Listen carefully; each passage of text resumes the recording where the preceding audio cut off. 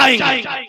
मुजद्दिद अल-फिसानी ने कहा मंजूर है, जेल में डाला गया, लेकिन अल्लाह वाला जहां बैठ जाता है, वो कहा था ना किसी ने, अली वाले जहां बैठे वही जन्नत सजा बैठे। जेल के अंदर गए, जाकर के आपने वहां दीन की तबलीग शुरू की है, तो कैदियों से लेकर के सिपाहियों तक, सिपाहियों से लेकर जेलर तक सारे आपके मुरीदी के हल्के में आ जाते हैं, सारे आपके पीछे दस्तबस्ता खड़े हो जाते हैं।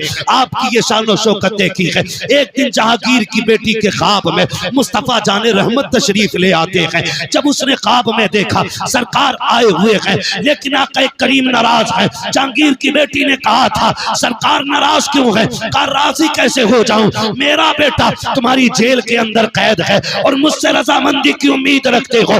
उसने बेटी ने उठ के सुबह बाप से कहा बादशाह वक्त सुन ले, रात मैंने मुस्तफा को ख्वाब में देखा है, आका का चेहरा उतरा हुआ था, सरकार गुस्से में थे और कह रहे थे मेरे बेटे को कैद में डाला है, इसलिए मैं तुमसे नाराज हूँ। का खैरियत चाहते हो तो जल्दी से उसको कैद से आजाद किया जाए। जब ये खबर बादशाह ने हजरत मुजद्दिद अल-फिसानी को पहुंचाई कि हम तुम्हें आजाद करना चाहते हैं, बाहर निकल आओ। अब अल्लाह वाले भी अल्लाह वाले होते हैं। आज के कैदी को खबर मिल जाए कि तुम आजाद कर दिए गए हो, कूदता हुआ दौड़ता है, फटाफट भागता है कि लो जी आजादी मिल गई है। मगर बाहरे मेरे मुजद्दिद, तेरे हौसले को सलाम, तेरी अज़मत और रिफत को सलाम। बादशाह के वक्त कह रहा है तुम्हें आजाद कर दिया गया है, लेकिन मुजद्दिद अल-फिसानी ने कहा था ना ना ना ना, मुझे आजादी नहीं चाहिए। का फिर का मेरी कुछ शर्तें हैं। का कौन सी शर्तें हैं? का पहली शर्त तो ये है कि जितने लोगों को तुमने हक बोलने की बुनियाद पे जेल में डाला है, मुझसे पहले उन्हें आजाद करना पड़ेगा, पहले उनको आजाद किया जाए। मेरी दूसरी शर्त ये है कि जो अकबर ने दीन इलाही की बुनियाद रखी है, उस बुनियाद को उखाड़ करके दीन मुहम्मदी को कायम करना पड़ेगा। बादशाह परेशान हो गया। उसने कहा इसके अलावा का ये शर्तें पूरी करो तब मुझे आजादी चाहिए, वरना मैं नहीं आ सकता। उधर जहांगीर के सामने मुस्तफा का चेहरा भी था, इधर बादशाह के वक्त के सामने मुजद्दिद अल-फिसानी की शर्तें थी, उसको झुकना पड़ा और ये कहना पड़ा। बादशाह ने कहा था ओ मोहम्मद अरबी के गुलाम आजा, कुर्सी तो मेरी है लेकिन हुकूमत आज से इस जमीन पे तेरी चलाई जाए। सुभान, नारे तकबीर, नारे तकबीर, नारे रिसालत, नारे रिसालत, उर्से मुक़द्दस, नारे तकबीर। सारे बंदों पे जिम्मेदारियां हैं दीन की, सारे अपनी जिम्मेदारी समझे। जहां जितना जिसका काम पड़ जाए और जितना हुजूर के दीन के काम कोई आ जाए, बस उतना ही अपने आप को खुश नसीब समझे। ये नहीं है कि आप हज करके आ रहे हो, 3 हज करिए, कह रहे अल्लाह का शुक्र है मौलाना इस साल में 6 उम्रे करे, 6 नहीं 8 कर ले। लेकिन अगर तेरे पड़ोस में कोई गरीब भूखा सो रहा है तो बता तेरे उम्रों का क्या बनेगा? मुझे बताना, अगर तेरे पड़ोस में कोई यतीम बच्ची गुर्बत की बुनियाद पे जिसके बाल सफेद हो गए, तो अल्लाह क़यामत में तेरी उम्रों पे तुझे जन्नत का टिकट देगा। तुझसे पूछा नहीं जाएगा तेरे पड़ोस में एक बच्ची बूढ़ी हो गई थी, बाप नहीं था, यतीम थी, तो बताओ हिसाब कैसे बनना है? इन वलियों के आस्थाने पे आने का फायदा यह है कि हम इनकी जिंदगी को अपनी जिंदगी के साथ मिला करके देखें कि हमारी जिंदगी में और इनकी जिंदगी में कितना बड़ा फर्क है। मजार सबके नहीं बनते, मजार उनके बना करते हैं जो रब रसूल के मोहब्बत में दुनिया से बेपरवाह हो जाते हैं, जो अल्लाह और उसके रसूल के हो जाते हैं। मजार उनके बना करते, मजार उनके बना करते हैं। नौजवान मेरे सामने बैठे हैं, गुजारिश है मेरी आपसे, रवैये अच्छे कर लें, हुजूर के दीन की मदद करें और जितना जिससे हो सके हुजूर के दीन के साथ खड़ा हो। ये आज की सबसे बड़ी जरूरत है। और आखिरी बात कह दूं, अपनी सफों में मोहब्बतें पैदा करो, झगड़ों से निकलो, इत्तेफाक पैदा करो। ये जो मेड़े काट काट के लड़ाइयां मार रखी हैं ना, ये जो बीघे और बीसों के झगड़े बंद कर दो। आज तक कभी किसी का भला पूरा नहीं हुआ है। 100 बीघे वाला भी गज भर कब्र में लेटा है, 2 बीघे वाला भी लेटा है। बता, अगर तूने 2 बीघा 4 बीघे किसी की मार के अगर जमीन बढ़ा भी ली तो तेरी कब्र में कौन सा अलग से तख्ता लगेगा? अगर जमीन की कसरत कब्र के रुतबे बुलंद करती तो मैं भी कहता 2-4 बीघे मेरे लिए भी हड़प लेना। लेकिन नहीं जानते हुए नाम वर बेनिशां कैसे कैसे, जमी खा गई आसमां कैसे कैसे, बड़े बड़े कब्रिस्तान में लेटे। अगर ये नशा ना उतरता हो ना दौलत का, तो कभी कब्रें जाके देखो टूटी पड़ी है। फाथा तो बड़ी बात है, कोई मिट्टी डालने तक नहीं आ रहा है। कई कब्रों के तख्ते दिख रहे और कई कब्रों में हड्डियां नजर आती है। कभी कब्रिस्तान जाओ, क्या वो हमारी तरह नहीं थे? क्या उनके जमीन पे घर नहीं थे? क्या वो जायदादों के वारिस नहीं थे? क्या उनके पास जमीन और पैसे नहीं थे? सब था, लेकिन कब तक? जब तक सांस नहीं रुकी है। जिस दिन सांसों की माला टूटी और सांसें मोती बन के हवा में बिखर गई ना, समझ लेना फिर उसके बाद कुछ नहीं रह जाएगा। खाली हाथ आए थे, खाली हाथ जाएंगे, खाली हाथ जाएंगे। तो फिर नियत ये करो, दौलत भले कम हो लेकिन नेकी ज्यादा होनी चाहिए। करेंगे इंशाल्लाह। दौलत भले कम हो लेकिन नेकी ज्यादा रखिएगा। और अपनी कोशिश ये करें कि मुआशरे को बेहतर करें, बहन बेटियों को पर्दा सिखाएं, मुस्तफ़ा की शरीयत की पाबंदी सिखाएं। फरमाया गया, या अय्युहल्लज़ीना आमनु उदखुलू फिस्सिल्मी काफ़ा, ऐ ईमान वालों पूरे पूरे इस्लाम में दाखिल हो जाओ। हमारा ज़ाहिर और बातिन इस्लाम जैसा होना चाहिए, मोहम्मद अरबी के जैसा होना चाहिए। तुम नहीं जानते, कुरान कहता है लतुसअलुन्ना यौमइज़िन अनिन नईम, क़यामत के दिन एक एक नेकी के बारे में पूछा जाएगा। चल मैंने तुझे गाड़ी दी थी, बता इसका काम दीन में कितना लगाया तूने। मैंने तुझे साइकिल दी थी, इससे दीन का कितना काम किया तूने। मैंने तुझे बंगला दिया था, मैंने तुझे इमारतें दी थी, मैंने तुझे करोड़पति बनाया था, बता क्या किया तूने दीन के लिए। फिर हिसाब लगाना है, कितना पैसा तमाशे पे लगा के आए, कितना पैसा ढोल तमाकों पे लगा के आए, कितना पैसा रब के कुरान के लिए लगाया गया, कितना पैसा दीन के लिए लगाया गया। एक एक रत्ती रत्ती का हिसाब होना है। सारी फिर तैयारी करें अपनी अपनी, और इन बुजुर्गों से चूंकि हमारे पुराने रिश्ते रहे हैं, इसलिए कि अल्लाह ने वली अहले सुन्नत में पैदा किए हैं और अहले सुन्नत ही के अंदर अल्लाह ने अल्लाह वाले अता किए। ये याद रखिएगा, इनसे हमें जुड़े रहना है और जुड़ने के साथ साथ इनकी जिंदगी पे फोकस करना है कि ये वली कैसे बने। क्या बेटे की शादी पे डीजे बजवाया था या बारात को खड़े होकर खाने खिलवाते थे? ये इनके मजार से आवाज आएगी बकलूल, विलायत डांस करने से नहीं मिलती है, विलायत रब को रात को रब की बारगाह में मुसल्ले पे खड़े होकर आंसू बहाने से मिला करती है। दिन में रोजे रखने से विलायत मिलती है, कुरान पढ़ने से विलायत मिलती है। ये सारी चीजें वो तब अल्लाह वली बनाया करता है। तो इसलिए मेरी गुजारिश है, बुजुर्गों की जिंदगी को अपनाओ, कुरान के करीब हो जाओ, मस्जिदों के करीब हो जाओ, मुसल्ले बिछाने के आदी हो जाओ, रब को रो के दिखाने के आदी हो जाओ। वक्त कट गया है, मौतें हो रही, अब तो होलसेल में हो रही। पहले इक्का दुक्का होती थी, अब थोक में हो रही है। पूरी पूरी गाड़ी साफ हो जा रही। हाँ, बारात से लौट के आ रही थी गाड़ी, 9 मरे उसके अंदर। क्या है ये?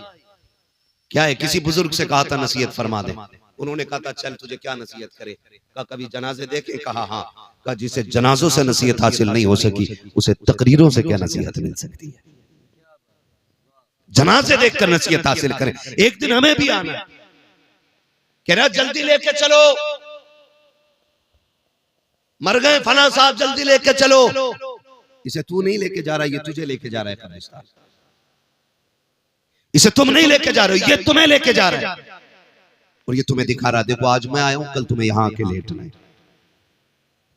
एक बल्ब कमरे का फ्यूज हो जाए तो जब तक लाइट का इंतजाम नहीं कर लेता, घुसता नहीं कमरे के अंदर। वो कब्र वो ठिकाना जहां कोई कुमकुमा भी नहीं है, एक चिराग भी नहीं है। फिर अंधेरा होगा ना। डर क्यों रे, बोलो ना, अंधेरे का घर है ना, फिर चिराग जलाया हमने। तैयारी की कोई? क्या तैयारी की? जो होगा देखा जाएगा। मौलवियों की बातें ऐसी रहती हैं, मस्जिद से निकल के कह रहा है सब ठीक है लेकिन इमाम साहब का पैर हिल गया था, इमाम साहब की किरात सही नहीं है, मजा नहीं आ रहा। मजा ये मस्जिद से निकल के कह रहा, जिसे बिस्मिल्लाह याद नहीं वो इमाम की किरात को गलत कह रहा। हाँ, और मालूम है ये क्या क्यों रहा है? मजा नहीं आ रहा। इसके बेटे की फातिमा में इमाम साहब लेट हो गए। इसलिए झगड़ा निकाल के कह रहा है नहीं नहीं इमाम साहब की किरात अच्छी नहीं है। अगर इससे पकड़ के पूछ लो ना दुआए कुनूत सुना तो कह रहा पता नहीं जी दुआए कुनूत होती क्या है। अगर इससे पूछो ना उम्मत किसकी है तो कह रहा भूरों के मोहल्ले में रह रहा हूँ, इसे उम्मत तक की तमीज नहीं है। उलमा पे उंगलियां उठाने वालों, हाथ जोड़ के तुमसे कहता हूँ खुदारा अपने उलमा का एहतराम करना, अपने इम्मा के खिलाफ मत जाना। जो कौम अपने रहनुमा के खिलाफ जाया करती है उसकी दुनिया भी बर्बाद कर दी जाती है, आखिरत भी बर्बाद कर दी जाती है। तैयारी पूरी है, जो होगा देखा जाएगा। कब्र के सवाल जानते हो कितने सवाल होने कब्र में? कितने? इनकी उंगली देख के ना बताओ, हो सकता है मैं इनके इशारे से इत्तेफाक ना रखता हूं। कितने सवालों ने? 3 होने। तैयारी तो फिर पक्की हो गई होगी। हाँ बहुत अच्छे। कह रहा मौलाना हम यहाँ उर्दू बोलते हैं, कब्र में अरबी कैसे बोलेंगे? मैंने कहा यहीं सीख ले मेरे भाई, अल्लाह की तौफीक से अल्लाह जब आसानी फरमाएगा तो सब समझने लग जाएंगे, सब समझने। मगर बहरहाल तैयारी भी करनी है, तैयारी भी करनी है। इंतकाल होते हैं, मैयत होती है तो लड़का खड़े होकर कह रहा है हमारे अब्बा पे किसी का कर्जा हो तो माफ कर दियो। और लड़के को भी बता 3 बीघे हमारे अब्बा मेरी बेईमानी की जोत रहे।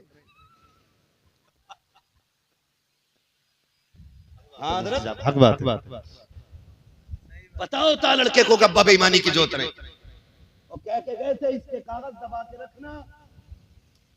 और रस्मन कह रहा अब्बा ने किसी का लिया हो तो दे दियो, माफ कर दियो। पहले कह भाई मेरे अब्बा पे 3 बीघे बेईमानी की थी, वो ले लो नहीं चल के। उससे कह दे तो कह रहा वो तो अब्बा ने तो बेईमानी करी थी, मैंने तो नहीं करी। हिसाब अब्बा देंगे, मैं क्यों दूं? ये कंडीशन हमारे बाप से मोहब्बत की है हमारे। खबर पे खड़े हो कह रहा किसी का हक मारा हो तो माफ कर देना। तुम्हें पता है आज तुम्हारी माफी से कुछ नहीं होने वाला है। आज तुम जितने चाहो हाथ जोड़ लो, अब किताब बंद हो गई है, अब इसका रजिस्टर बंद किया जा चुका है। अब तेरी माफी से क्या होने वाला है? ये फिक्र तो मरने वाले को मरने से पहले होनी चाहिए थी। आज बेटा खड़े होकर कह रहा मेरे बाप ने किसी का दिल दुखाया हो तो मेरे बाप की तरफ से मैं माफी मांग रहा हूँ। खुदा के वास्ते तुम्हें पता के जरा बताओ तो सही, जब तेरे बाप ने पैसे वाला था, नेता था, उसने गरीब के चौक में थप्पड़ मारा था, उसकी इज्जत तो मिट्टी में मिल गई थी। आज उस थप्पड़ का जवाब तू क्या दे सकता है? उस थप्पड़ की कीमत क्या तेरे तो जुमले हो जाएंगे? तेरे बाप ने कल गरीब को अपनी सफ से उठा के कहा था ये तेरे बैठने की जगह नहीं है। जब दावत में अमीर और गरीब जगह बैठ करके खा रहे थे, तेरे बाप ने गरीब की कलाई पकड़ के कहा था वो देख टाट बिछा हुआ के यहाँ कैसे आके बैठ गया। वो जो जिल्लत उठानी पड़ी थी गरीब को, क्या तेरे दो जुमले उस गरीब की इज्जत के सौदे की भरपाई कर सकते हैं? आज जो रस्मन तुम कह रहे हो मेरे बाप से जो गलती हो गई है माफ कर दिया जाए, अब कुछ नहीं होने वाला है। मशीयत का नकीब आवाज दे के कह रहा है नादान खैरत कर, खैरत कर, आज तेरी तौबा से कुछ नहीं होगा। इसको जीते जी गरीब से माफी मांगनी थी, इसको जीते जी गरीब को राजी करना था, जिस कमजोर को इसने सताया था उससे माफी मांगनी थी। अब माफी के दरवाजे बंद है, अब आ रहा है कब्र में, अब एक एक लम्हे का हिसाब लिया जाएगा, एक एक थप्पड़ का बदला लिया जाएगा। इसके सितम से जो गरीब रोया था एक एक आंसू का बदला लिया जाएगा। मालिक बता तो सकी कभी इसको जन्नत दी जाएगी? तब मशीयत का नकीब कहेगा इसको ताकत पे भरोसा था लेकिन गरीब को खुदा पे भरोसा था। गरीब आज का दिन सब्र कर रहा था कि कभी मैं भी कब्र जाऊंगा, अपने रब से इसकी शिकायत करूंगा। अब मैं गरीब के करीब हो गया हूँ, गरीब मेरे करीब हो गया है। अब तेरी माफी से नहीं बल्कि उस वक्त तक इसे जन्नत नहीं दूंगा जब तक एक एक आंसू का बदला नहीं दिला दूंगा। इसलिए खुदा के वास्ते कब्र पे खड़े होकर के माफी से कुछ नहीं होने वाला है। अगर भलाई चाहते हो जीते जी माफी मांग लो ताकि अल्लाह तुम्हारी कब्र को जन्नत की क्यारी बना दे।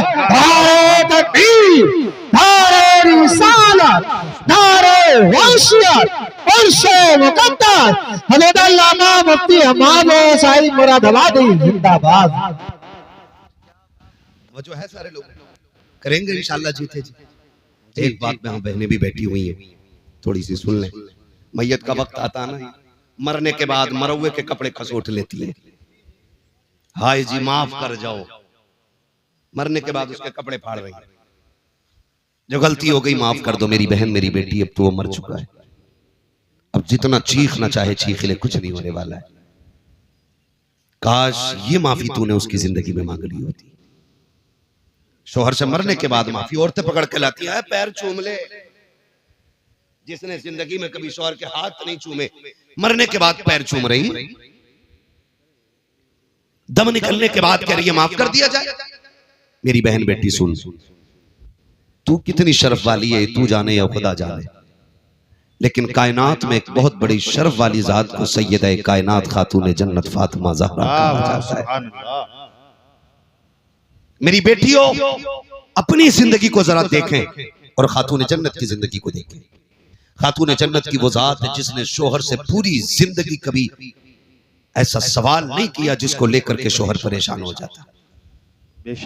जब सैयदा कायनात के विसाल का वक्त आया ना, तो कहती है अली दो बातें सुन ले। हजरत अली ने कहा था क्या बात है? झोली फैला के कहा था अली आज फातिमा कुछ मांगना चाहती है। तब मौलाए कायनात ने कहा था खातून आज तक कुछ मांगा नहीं, मांग। झोली फैला के कहती है अली कोई गलती हो गई हो तो माफ कर दिया जाए। ये जुमले खातून के थे, जौजा के थे हजरत अली के, और आंसू हजरत अली के निकल आए। आप कहते हैं कैसी बात कर रही हो, जितने साल मेरे साथ गुजारे कभी शिकवा जबान पे नहीं आया, आज तक कोई दुख नहीं पहुंचा मुझे, किस चीज की माफी मांग रही हो? तो खातून जन्नत ने कहा अली हो सकता है कभी तुमने मुझे खाना बनाने का हुक्म दिया हो, मुझे बनाने में देर हो गई, कभी तुमने कपड़े उतार के धुलने को कहा और मुझे धुलने में देर हो गई हो।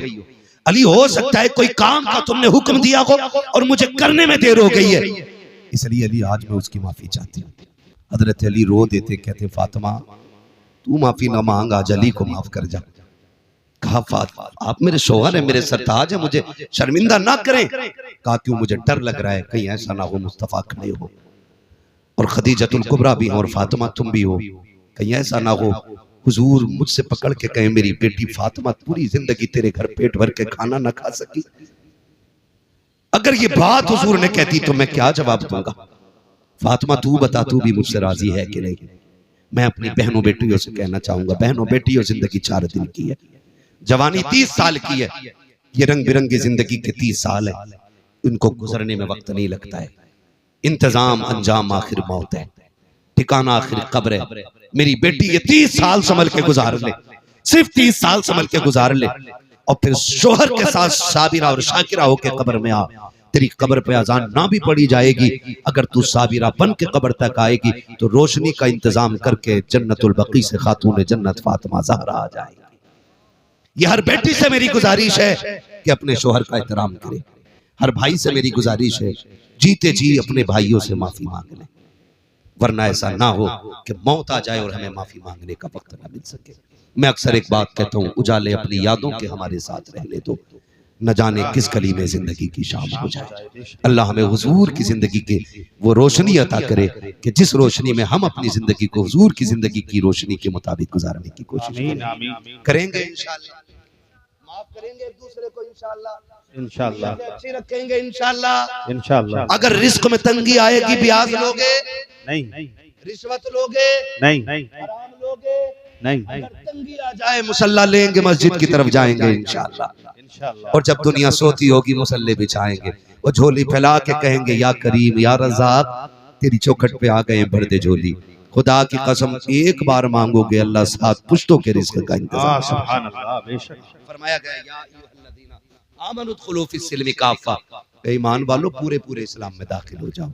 अल्लाह हमारी नस्लों को मसलक आला हज़रत की रोशनी में जिंदगी गुजारने की तौफीक अता फरमाए और हमें हमारे बुजुर्गों के फयूज़ व बरक़ात से माला माल फरमाए। हम अपने मज़ारों पर इसी तरह उर्स करें कि महफिलें इनकी हों, तज़किरे मदीने वाले मुस्तफ़ा के होने चाहिए। ऐसी ही खूबसूरत महफिलें सजाएं, और जो लोग भी ऐसी महफिलों में जाते हैं जहाँ पे तमाशे हों, ढोलक हों, वो रातें बर्बाद करके आते हैं, जिंदगी तबाह करके आते हैं। अल्लाह हमारे नौजवानों को अक्ल सलीम अता फरमाए और हमारे मज़ारों के सज्जादगान को इसी तरह की समझ और इसी तरह की सूझबूझ अता करे कि उनके मज़ारों पे दुनिया भी तमाशे नहीं, मदीने वाले के जिक्र की महफिलें सजती रहे। बस जो हुए अगलात उनको माफ़ फरमाए रब्बे कायनात। जिंदगी ने दिया साथ, फिर होगी मुलाकात, चमन रहा फूल खिलेंगे, जिंदगी रही फिर मिलेंगे, मुसाफिर हम भी मुसाफिर हो तुम भी, किसी मोड़ पर फिर मुलाकात होगी। सारे लोग कलमा शरीफ पढ़ लीजिए, ला इलाहा, और जोर से ला इलाहा इल्लल्लाह।